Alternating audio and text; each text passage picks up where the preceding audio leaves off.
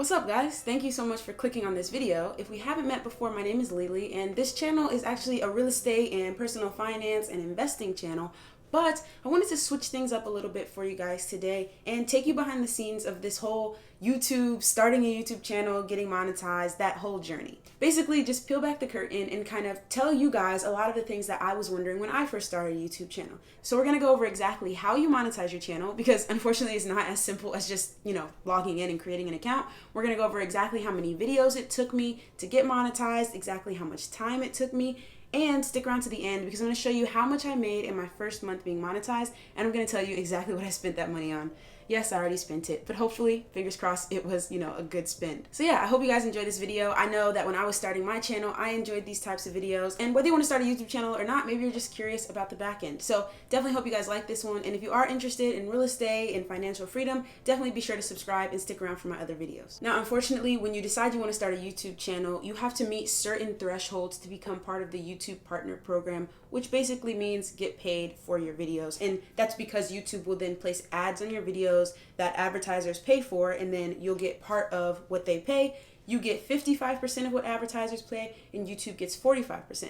But in order to even start making that money and having ads placed on your videos, you have to get to 1,000 subscribers and 4,000 watch hours. So I'm definitely going to talk to you guys about how long it took me to reach those thresholds. Like a lot of you, I watch a lot of YouTube. I don't watch that much like TV on TV, but I realized that I was kind of enjoying YouTube both as entertainment and as a place to learn, and that I might have an opportunity to share what I was doing and kind of just contribute to the YouTube environment. I eventually started to get in the mindset of what might it look like to start my own YouTube channel, and I heard a really cool quote. I think it was from James Clear. If it's not from James Clear, I'll say who it was from, but basically it was do cool stuff and document it. And that really gave me the first push to make this YouTube channel, because I was like, look, I'm not an expert in this real estate investing journey. But when I heard that quote, it kind of shifted my mindset to I don't have to be an expert and be coming from a place of, hey, I'm the expert, listen to me. But instead I can be coming from the place of, hey, I'm a beginner and I'm documenting my journey. And that can be just as useful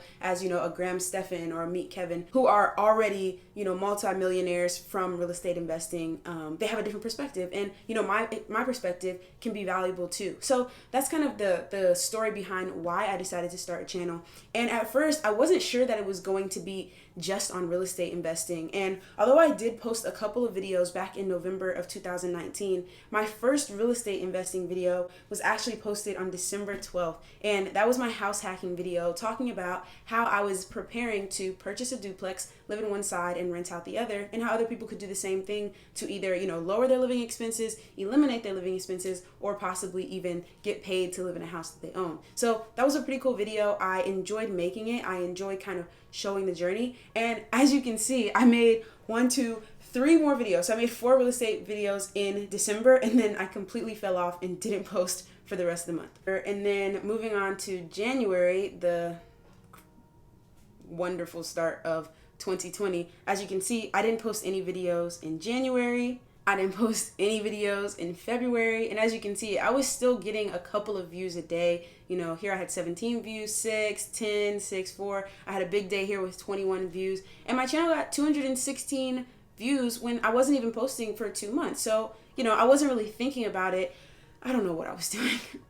So that's February. Let's see what happened in March. All right, so here we go. I finally kind of got back on it. So from the middle of December, when I had posted those first couple of videos, then I posted a video March 4th. I posted 5 more videos in March. So I ended up posting a total of 6 videos in March. But then, as you're going to see, I fell off again in April and May.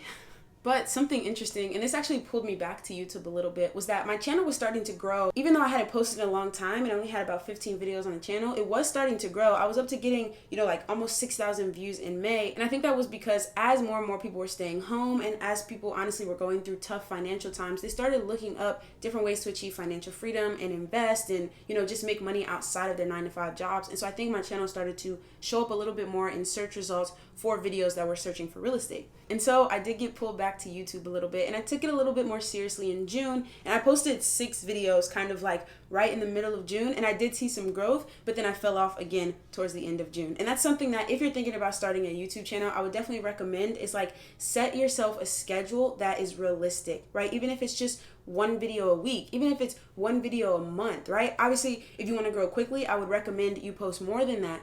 But as you can see, I would post in a bunch and then fall off, and then post in a bunch and then fall off. And I think that maybe I would have grown faster if I had just been more consistent through those, 5-6 months. People never even saw a video from me for maybe 2 or 3 months at a time. But what I will say about having just like maybe 15 videos on my channel is that they started to show up in search a little bit more. And as you can see in July, I got 503 subscribers. And what that did was it took me over the 1,000 subscriber threshold. And so of the 2 thresholds you have to meet for getting monetized, 1,000 subscribers and 4,000 watch hours, I reached the first one on literally it was like July 1st. So it was all of the data up until June, and that was with 22 videos on my channel. And so a lot of people say, how many videos is going to take me to get to 1,000 subscribers?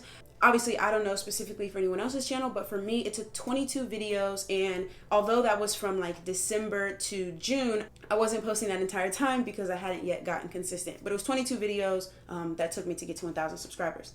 And then I think once I hit that threshold of 1,000 subscribers, I was like, okay, this can really happen. And so that's when I started in July to really buckle down. And as you can see, I posted 1, 2, 3, 4, 5, 6, 7, 8, 9, 10, 11, 12, 13 videos, which was my most in any month. I got 17,000 views. I got 658 subscribers, and things really started to take off in terms of subscribers for me. But I was still not anywhere close really to that 4,000 watch hour mark. As you can see, I had 1.5 thousand watch hours in July, but at this point I was only around like 2,000 watch hours for my entire channel. And so even though I had reached the subscriber benchmark, I was still waiting and watching the little ticker every day to see how many watch hours I had.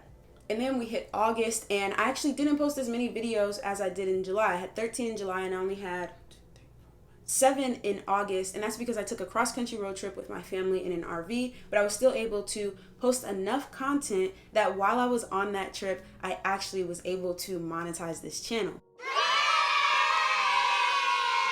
Now, I got monetized on August 19th, and so basically this figure of estimated revenue that you see right here is from August 19th through the end of August through August 31st, and I will get that payout in September. So YouTube pays you for the previous month, the next month. So the money that I earned during August, I'm going to get in September. Now, I am going to share with you guys exactly what I spent that money on, so definitely stick around to the very end. But something I do want to tell you guys, because it was super hard for me to find this information when I was looking at monetizing my YouTube channel, was that, like I said, it took me 22 videos to get to the 1,000 subscriber mark, and then it took me 39 videos to get to the 4,000 watch hour mark. And again, that was from mid-December to mid to late August. But I wasn't consistent that whole time. I pretty much got consistent like June, July, August, and really started hitting it hard. So although those numbers may not be completely applicable for you, that's kind of how it went down for me. And I'm super grateful to every one of you that has watched, that has decided to like let an ad play just a little bit longer past the, skip ad button popping up. But all of that really does support people who are making this free content for you guys on YouTube, and I really, really do appreciate it. Now, I will say that I was a little bit worried about being on the road when I was applying for Google AdSense, which is the company that pays you for the YouTube ad, because Google owns YouTube. So you go through Google AdSense to get set up for ads, and I had seen some other YouTubers say that they're going to send you something in the mail. Once you get it, then you have to like enter in the PIN number on that envelope, and then you'll be able to get monetized. But I wasn't sure when it was coming in the mail, and I still had, a little bit of time left on my RV trip. So I was a little bit worried. But when I signed up for Google AdSense, it actually only took 1 day for me to get approved. I didn't have to wait to get that paperwork in the mail. It did come a few weeks later, and I had to kind of just confirm that it was me. But I was able to turn on ads the very next day and kind of go back to my old videos and turn them all on. So that's how it worked for me. So hopefully it'll go quick for you as well.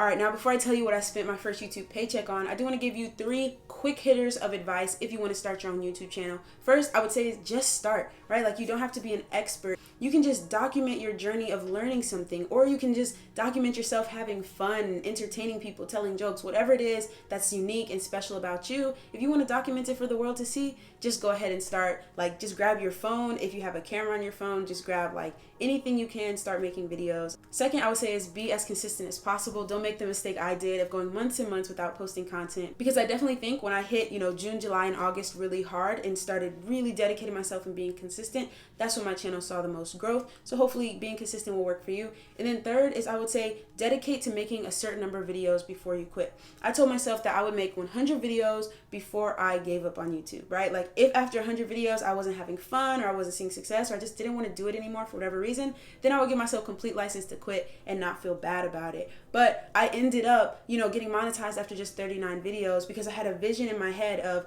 okay, I'm not going to quit just because, my 15th or my 20th or my 30th video didn't go viral. I'm going to set a number and I'm going to stick with it. So that's some advice I have for you guys. Now, if you've been to this channel before, like I said, you know that we talk about real estate and personal finance. And on my first YouTube paycheck, I actually spent $120 of that $160 on a real estate lawyer to review the contracts that I'm using to buy houses and wholesale them to other investors. So if you're interested in what that lawyer said, what changes he actually made to some contracts that I had gotten online, definitely hit the subscribe button and the notification bell, because I'm going to be posting, the recording of that call and talking through all the changes that he made on the contract. I'm going to be posting that in a couple of days. And yeah, I appreciate you guys watching this video. I post videos most Tuesdays, Fridays, and Sundays. Sometimes they come out on Tuesdays, sometimes they come out on Wednesdays. Until next time, the YouTube algorithm says that you should watch this video, and I say you should watch this video. Thank you guys so much for watching.